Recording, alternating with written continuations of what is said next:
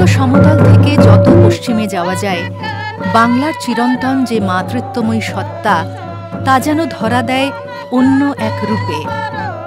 ওই ভ্রমণপ্রিয় বাঙালির স্মৃতি মেদুর পশ্চিম, লালমাটির পশ্চিম, শালমহুলের পশ্চিম, টিলা কাঁকরের পশ্চিম।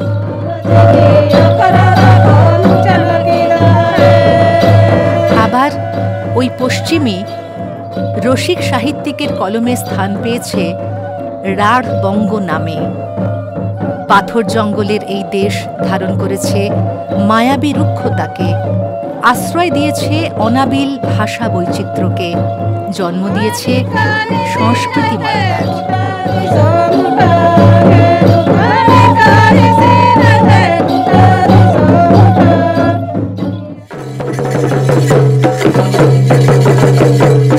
ধামসা মাদলের রহস্যময় সুর খেলা করে বেড়ায় অরণ্যের প্রান্তরে প্রান্তরে।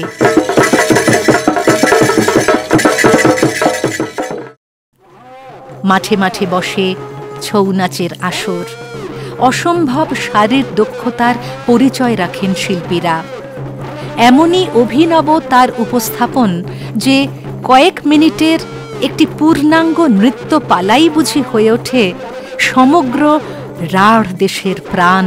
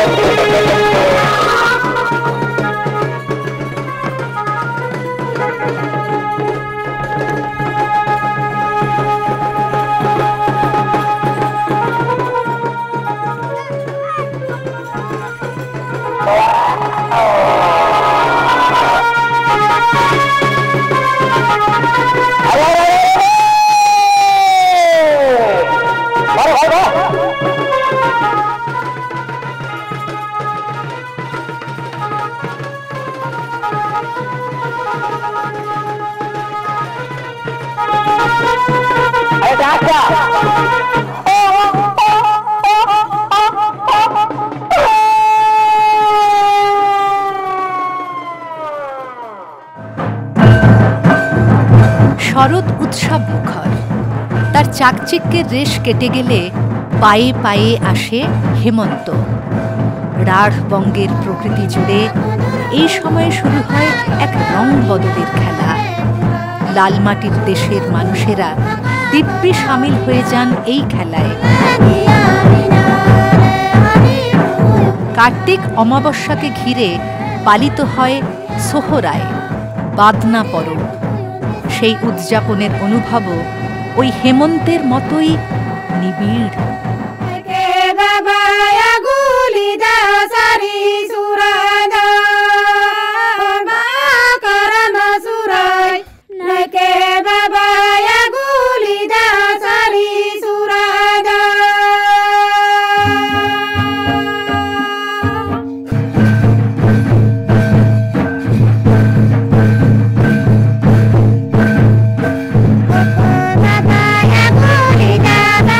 Para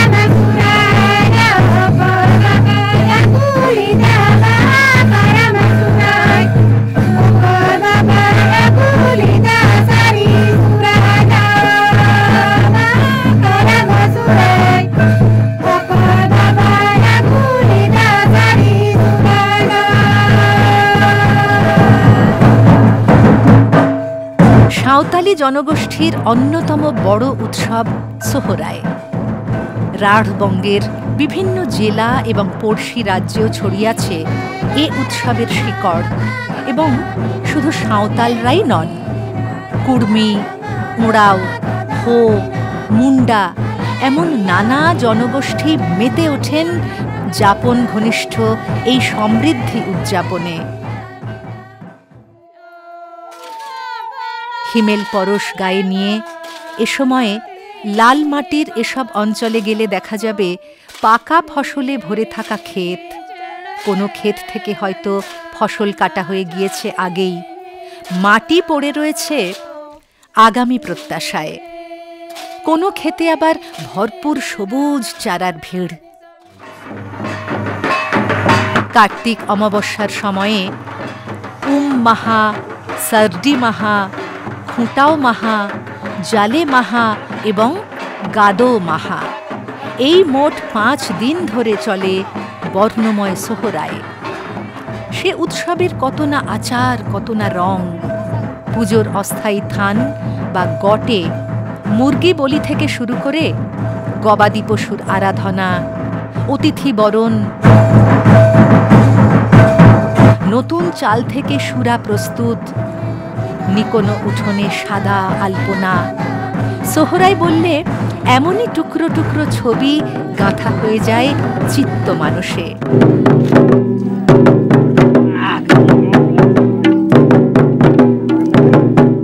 অমাবস্যার আগের দিন থেকে এই উৎসবটি শুরু হয়, চলে 5 দিন পর্যন্ত। এখানকার যে কুর্মি এবং টোটেমিক সম্প্রদায়, যে আমাদের কুর্মি সম্প্রদায় এবং অন্যান্য যে আমাদের কিছু সম্প্রদায় আছেন তারা, এবং মানে লোক সম্প্রদায় এবং তারা, এবং অন্যান্য যে আদিবাসী সম্প্রদায় আছেন তারা এই উৎসবটি পালন করে থাকেন। তারা বলেন সোহরাই এবং অন্যান্যরা বলে বাঁধনা। সোহরাই কথার অর্থ হচ্ছে গিয়ে সাহার, সাহার শব্দ থেকে এসেছে।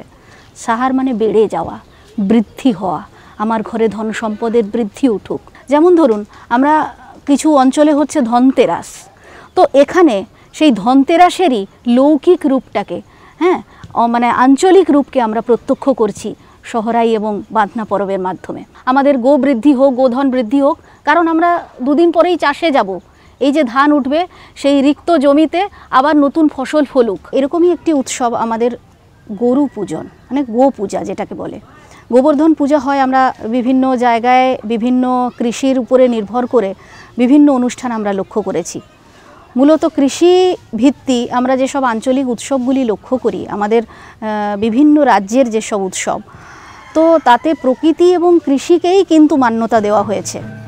চারপাশের প্রকৃতি তো বটেই, বাড়ির দেওয়ালে দেওয়ালেও এ সময়ে চলতে থাকে রঙের মেলা। আদিম গুহাবাসী মানুষের আঁকা গুহা চিত্রেরই সার্থক উত্তরাধিকার বুঝি এই দেওয়াল চিত্রগুলো।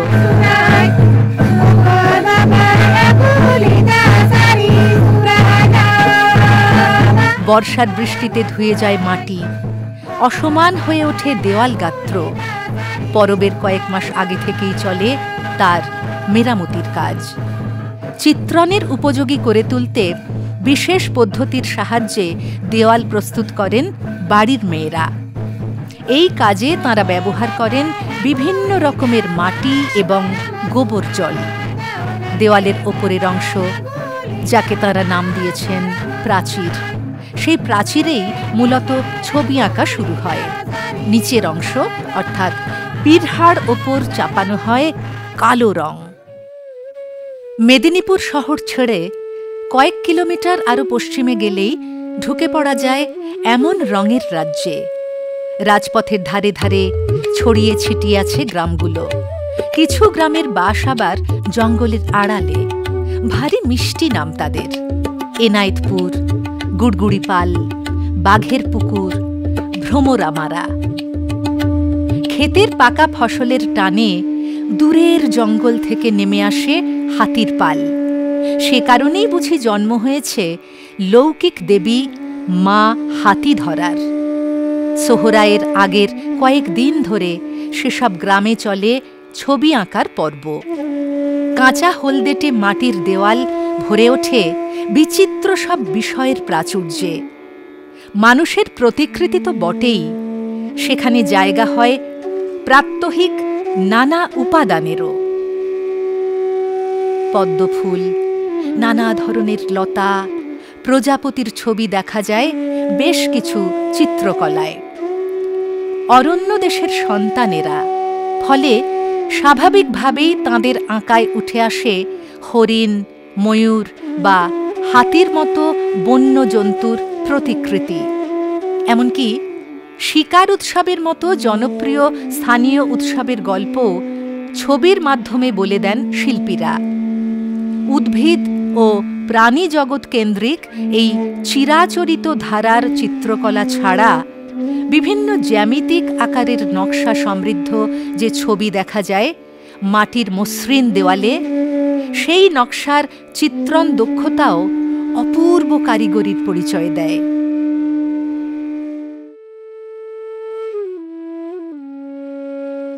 সোহরায় চিত্রকলার সূচনা কিভাবে হয়েছিল তা নিয়ে প্রচলিত আছে এক কাহিনী।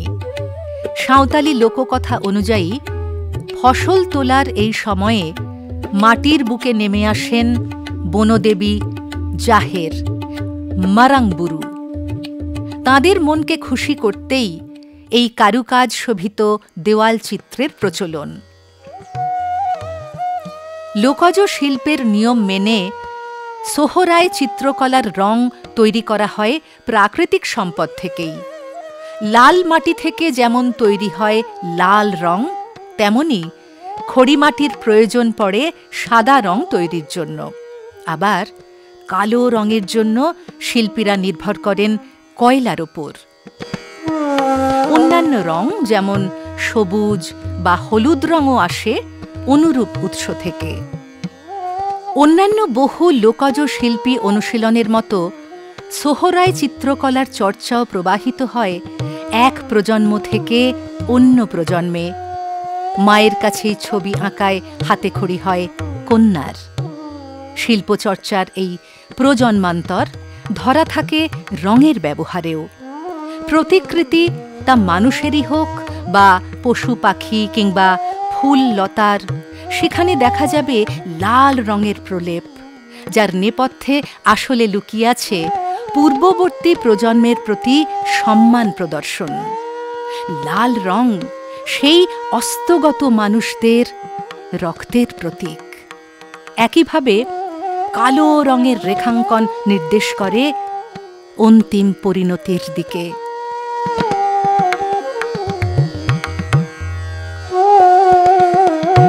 আধুনিক সভ্যতার বৈদ্যুতিক প্রযুক্তির প্রভাব এসে পড়েছে রাঢ়বঙ্গের শিল্পচর্চাতেও।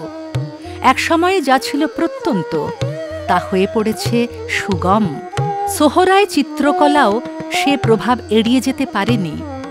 বিভিন্ন জায়গায় প্রায় হারাতেই বসেছে এই চর্চা। তবে সোহরায়ের ক্ষেত্রেও তেমন কিছু মানুষ ও সংস্থার অগ্রগণ্য ভূমিকা তাকে বাঁচিয়েছে নিশ্চিত বিলুপ্তির অভিশাপ থেকে। পশ্চিম মেদিনীপুরের মরমিয়া সংস্থার কাজ এক্ষেত্রে বিশেষ উল্লেখযোগ্য। স্থানীয় শিশু কিশোরদের ছবি আঁকার প্রশিক্ষণ দেওয়াই নয়, আরও নানাভাবে এলাকার মানুষদের, বিশেষত মহিলাদের স্বাবলম্বী করে তোলার কাজ তাঁরা করে চলেছেন বেশ কিছু বছর ধরে। আমাদের মরমিয়ার মূল উদ্দেশ্য হলো এখানকার যে আদিবাসী মহিলা আছেন, এখানকার যে গরিব সম্প্রদায় আছেন, তাদেরকে বিশেষ করে মহিলাদের আর্থিকভাবে স্বনির্ভর করা, এবং যারা নবপ্রজন্ম আছে, আমাদের যে ডায়েড আর্ট ফর্মগুলো যেগুলো হারিয়ে যাচ্ছে, যেসব চিত্রকলা, যেসব আমাদের এখানকার সংস্কৃতি যেগুলো হারিয়ে যাচ্ছে, সেটা আদিবাসী সংস্কৃতি হোক বা লোক সংস্কৃতি, সেইটার প্রমোশন এবং প্রিজার্ভেশনের কাজ আমরা মূলত করে থাকি।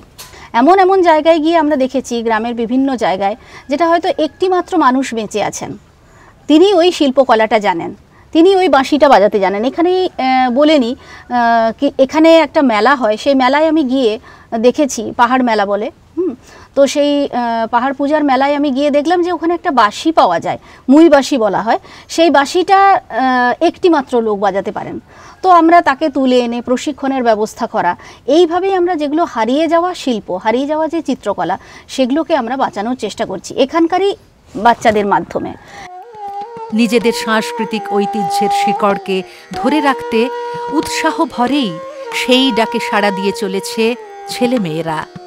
পটু হাতে দিব্যি ফুটিয়ে তুলছে পাখি, প্রজাপতি, মানুষের অবয়ব। আমি গুরুড়িপাল হাই স্কুলে পড়ি, ক্লাস 9। ভবিষ্যতে এই কাজটা আমরা গোটা গ্রামে ছড়িয়ে দেবো এবং এই ছবিগুলো তো লুপ্ত হয়ে যাচ্ছে, এগুলো ফিরিয়ে আনবো, গোটা গ্রামের ছেলে মেয়েদের শেখানো হবে। এই কাজটা প্রায় 10 বছর ধরে মধুশ্রী ম্যাডাম আমাদের এবং তার সম্প্রদায় মরমিয়া এগুলো করছে। প্রায় 10 বছর হয়ে গেল। মাঝের মধ্যে মেলাও করে। তারপর ওই করোনার সময়টা প্রায় আমরা সবাই ওই মোবাইলেই ব্যস্ত থাকতাম। তারপর ম্যাডাম এসে আমাদেরকে এগুলো সব করা শেখায় এবং তারপরে আমরা সবাই এগুলো একটু একটু করে শিখি সবাই। ভবিষ্যতে আমরা এই আঁকাটাকে সংরক্ষণ করব, আরও আমাদের যে নতুন জেনারেশন আসবে তারাকেও শেখাবো জিনিসটা। এইসব জিনিসগুলো আস্তে আস্তে তো আমাদের হারিয়ে যাচ্ছে, তো মধুশ্রী ম্যাডাম যেহেতু আমরাকে শেখাচ্ছে, আর ভবিষ্যতে আমরা নতুন জেনারেশনদেরকেও এটা শেখাবো।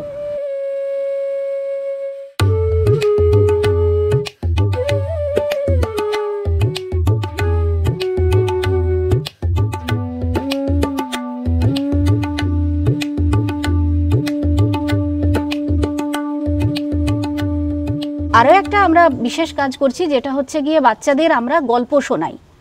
বিভিন্ন গ্রামে গ্রামে গিয়ে আমরা মোবাইল লাইব্রেরি বানিয়েছি, সেটাও অনেক দিন হয়ে গেল, প্রায় বছর 5 আমরা বাচ্চাদের গল্প শোনাই এবং বই দিই।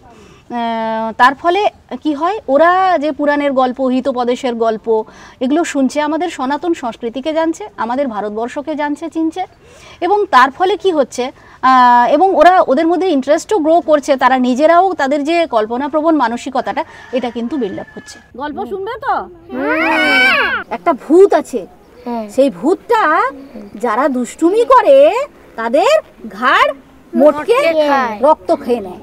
এখানকার যে গাছপালা, এখানকার বনজ সম্পদ, এখানকার আয়ুর্বেদিক যেসব মানে গাছগাছড়া যেসব পাওয়া যায়, সেইগুলো আমরা বাঁচানোর প্রয়াস আমাদের মধ্যে আমরা একটা জারি রেখেছি। যেমন এখানে পাতার থালা দেখবেন, ঘুরে বেড়ালে দেখতে পাবেন, আমরা এনাদেরকে এনকারেজ করছি যে পাতার থালা বানালে, সেটা যদি বায়োডাইভার্সিটির কারণে যেসব আমাদের মানে যদি কিছু উন্নতি করা যায় আমাদের পরিবেশের, সেসব আমরা চেষ্টা চালিয়ে যাচ্ছি।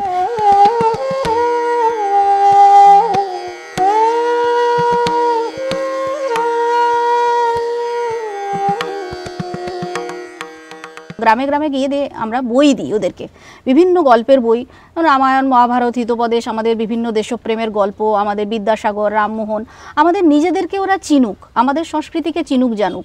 ওদেরও যেমন ধরুন একটি আদিবাসী বাচ্চা, সে কিন্তু ভুলে যাচ্ছে তাদের যে জন্মের ইতিহাস, তাদের যে জন্মের মিথ, একটা হাঁস থেকে যে তাদের উৎপত্তি হয়েছে, হ্যাঁ, পিলচু হারাম পিলচু বুড়ি, দুটো হাঁস আর হাসি থেকে তাদের যে উৎপত্তি হয়েছে সান্থাল সমাজের, তাহলে এই গল্প কিন্তু বাচ্চারা ভুলে যাচ্ছে। তো আমরা তাদেরকে শুনিয়ে যে তোমাদের ইতিহাস তোমরা নিজেদেরকে জানো, চেনো, এটা আমরা তাদের মনের মধ্যে ঢুকিয়ে দিতে পেরেছি। 2019 সালে ভারত সরকারের তরফে সোহরায় ও খোভর চিত্রকলাকে প্রদান করা হয়েছে ভৌগোলিক নির্দেশক বা জিআই। কিন্তু ভাষার মতো যে কোনো শিল্পই আসলে বেঁচে থাকে ব্যবহারে, নিরন্তর চর্চায়। চিত্রকলাকে বলা যায় মানুষ আবিষ্কৃত প্রাচীনতম শিল্প মাধ্যম, এবং সোহরায়ের মতো সম্পূর্ণ লোকজ এক চিত্রকলা আক্ষরিক অর্থেই ধারণ করে রয়েছে ইতিহাসকে, যে ইতিহাস মানুষের, যে ইতিহাস পাহাড়ের, যে ইতিহাস অরণ্যের। ফলে যে আছে মাটির কাছাকাছি, প্রাত্যহিক জীবনের সেই চিত্র রচয়িতাটির হাতেই প্রতিনিয়ত পুনরাবিষ্কৃত হোক সোহরায়, বেঁচে থাকুক তার রূপ, রস, গন্ধ, স্পর্শ।